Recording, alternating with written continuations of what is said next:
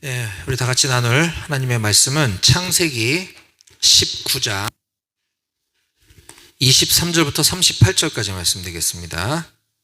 우리 군교육대 교육생들은 아마 이곳에 처음 오셨을 텐데, 여기는 3, 4단 방공중대와 5군단 직할 경비연대 소속의 42 관리대대, 그리고 6사단 방첩대, 그리고 5군단 군기교육대가 이렇게 한 주둔지 안에 모여 있습니다. 그래서 주일날 이곳에서 함께 여러 부대가 모여서 예배를 드리고 있습니다.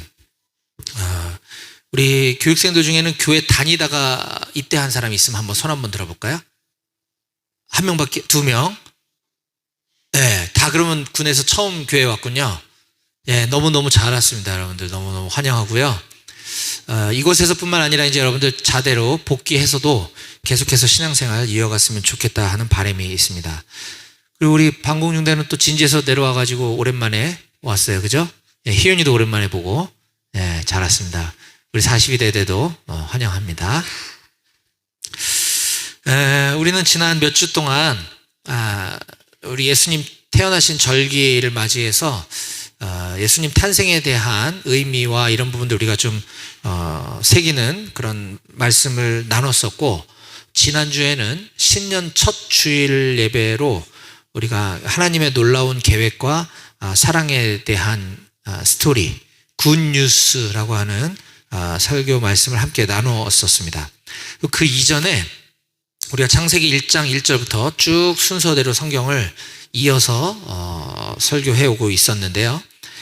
좀 몇 주가 지나긴 했지만, 지난번에 우리가 오늘 읽었던 그 앞절 창세기 19장 1절부터 22절까지 말씀을 나눴고, 오늘은 23절부터 마지막 38절까지 말씀을 이어가려고 하는 것입니다.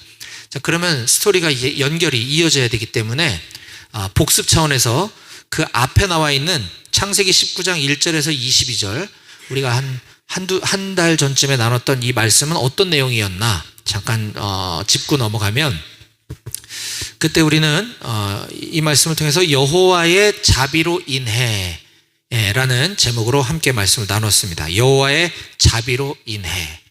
그 내용을 보면 이렇습니다.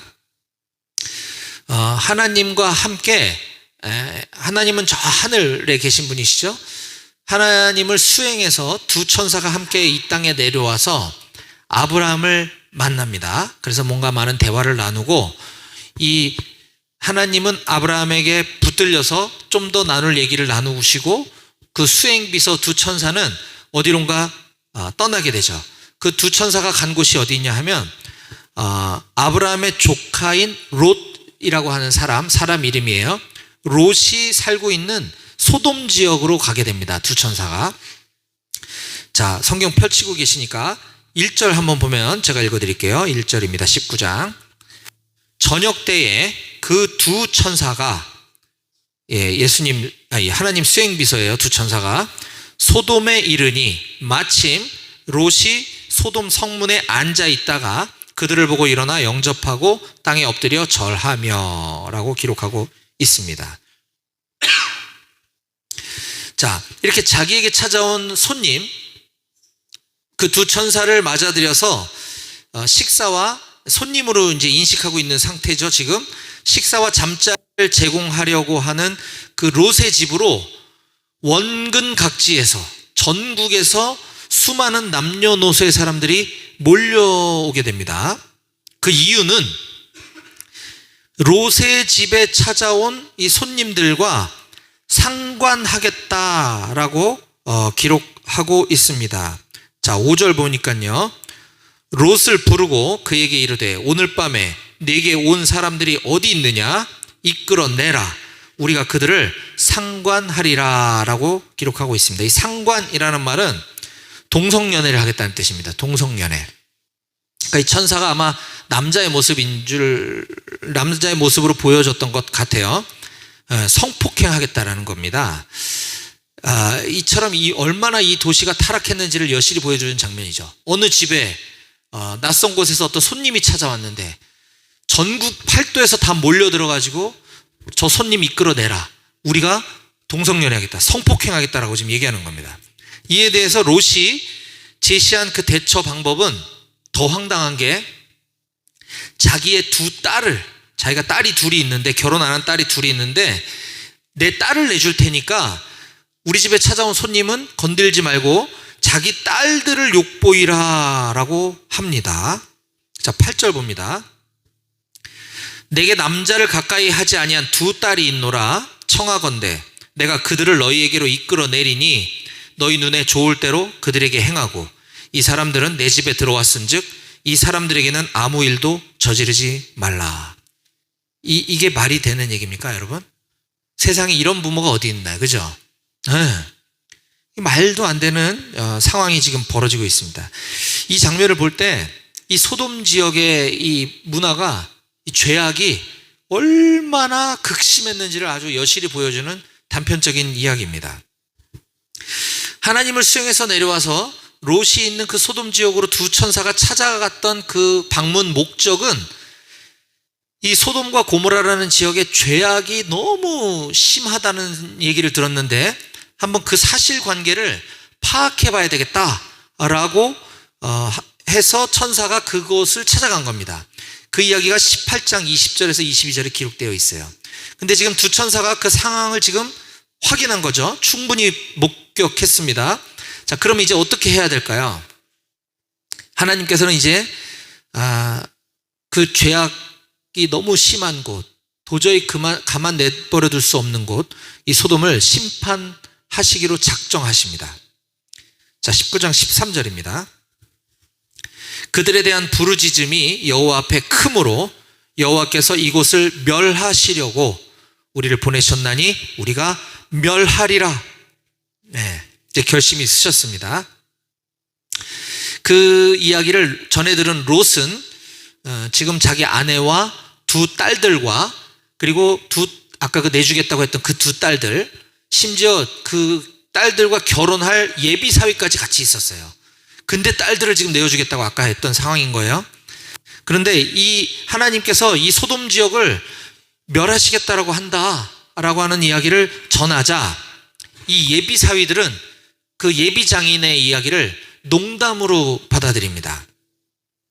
그러자 천사가 지금 그러고 있을 시간이 없다. 빨리 이 성을 탈출해야만 너희 가정이 살 거야 라고 해서 급하게 롯하고 그의 아내하고 두 딸들만 데리고 소돔성 밖으로 대피할 것을 재촉합니다.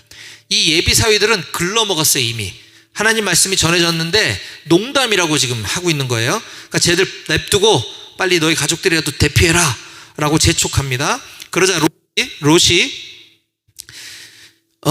이쯤 됐으면 이제 빨리 짐 싸서 떠나야 되는데도 불구하고 그곳을 떠나기를 주저하고 머뭇거립니다.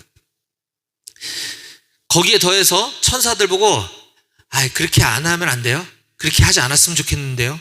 라고 그리 하지 말라라고까지 이야기하며 이래라 저래라 하는 모습을 보입니다. 여기 천사라고 했지만 사실 천사는 하나님의 수행비서 역할도 하지만 하나님의 말씀을 전하는 메신저거든요. 그러니까 천사의 말은 곧 하나님의 말입니다.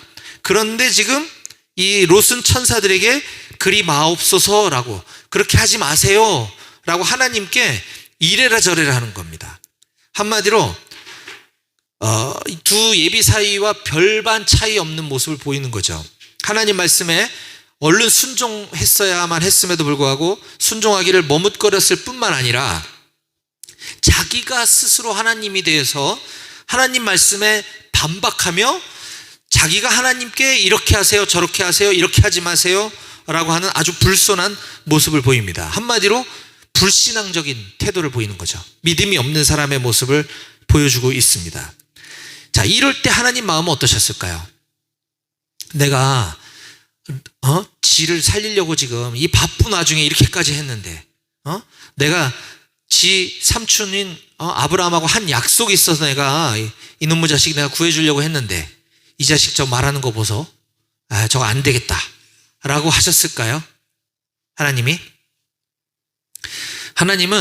그런 배은망덕한 롯의 요청까지도 다 수용해주고 들어주십니다. 하나님이 심판하기로 이미 작정하신 그 계획을 유보시키십니다. 뒤로 미루시는 거죠. 21절 봅니다. 21절. 그가 그에게 이르되 내가 이 일에도 네 소원을 들었은즉 내가 말하는 그 성읍을 멸하지 않겠다.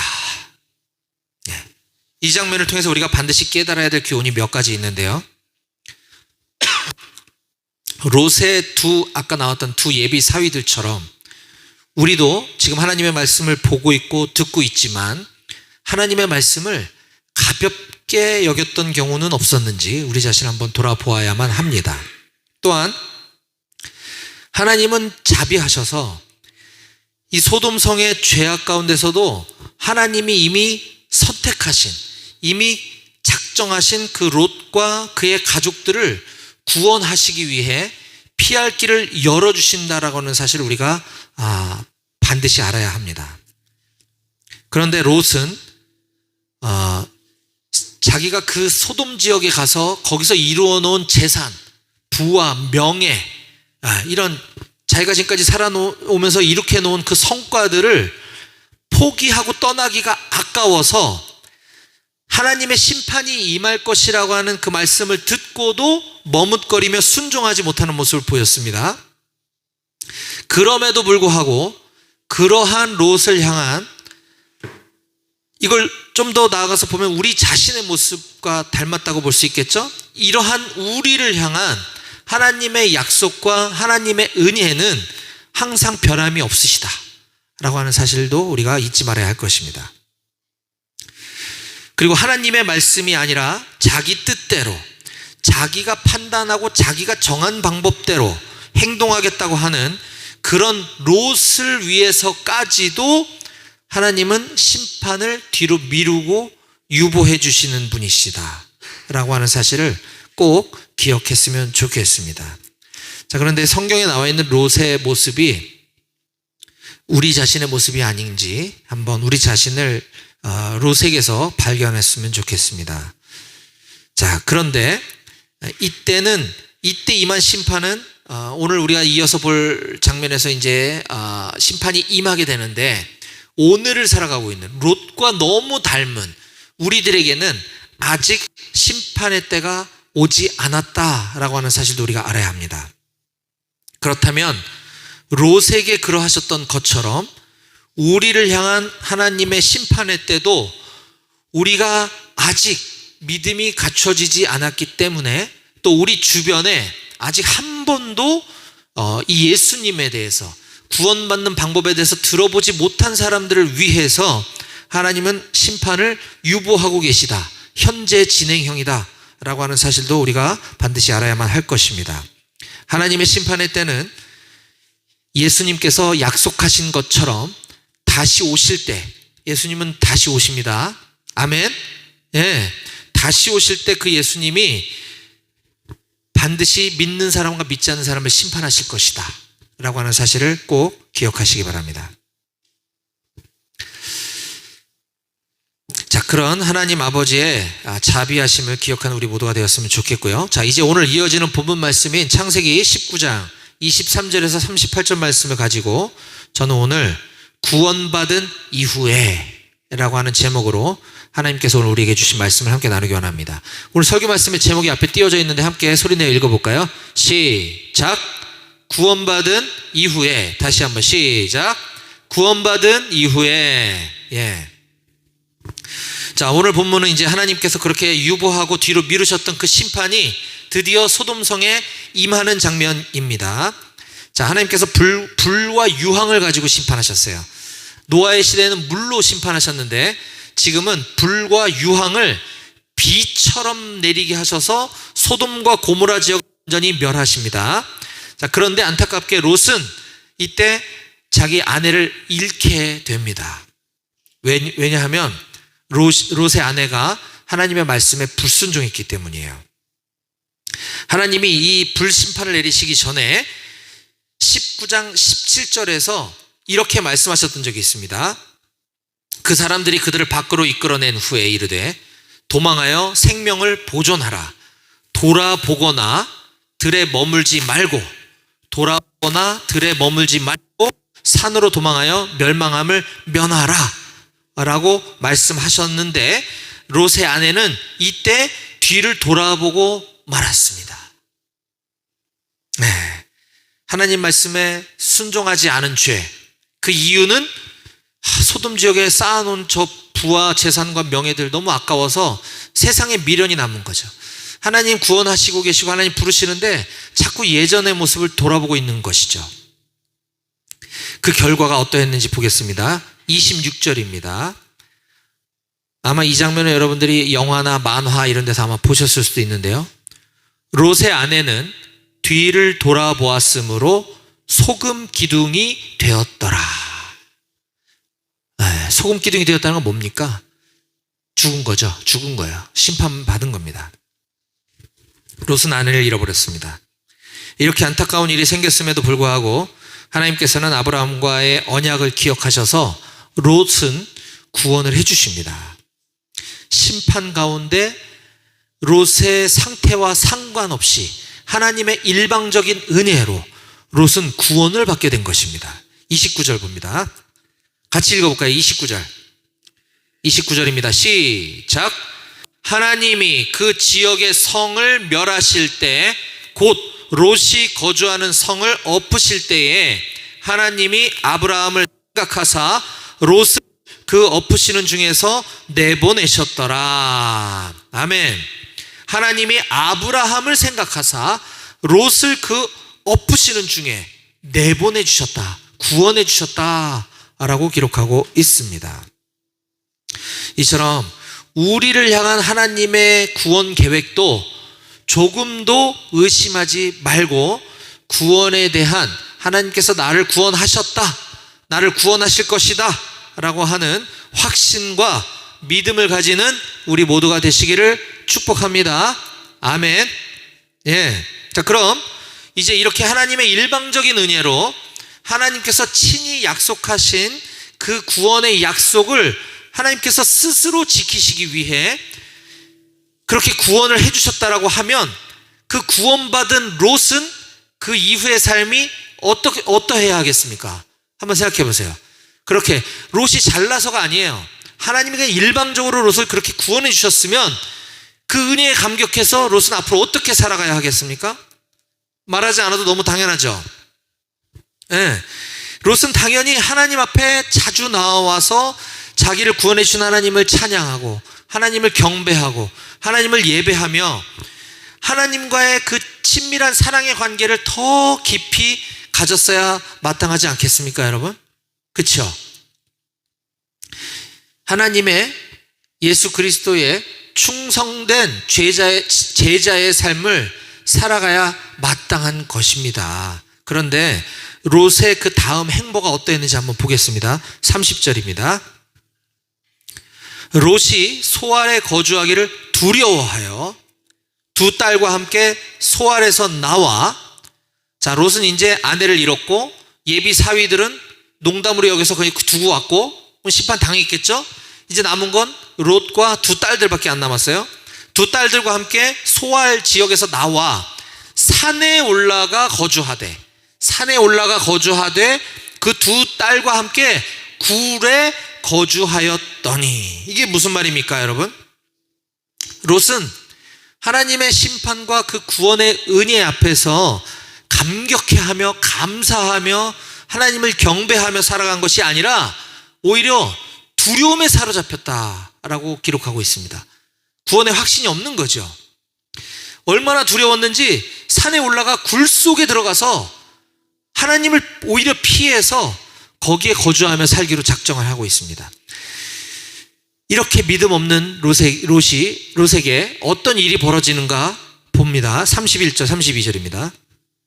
큰 딸이 작은 딸에게 이르되 우리 아버지는 늙으셨고 온 세상의 도리를 따라 우리의 배필될 사람이 이 땅에는 없으니 우리가 우리 아버지에게 술을 마시게 하고 동침하여 우리 아버지로 말미암아 후손을 이어가자 하고.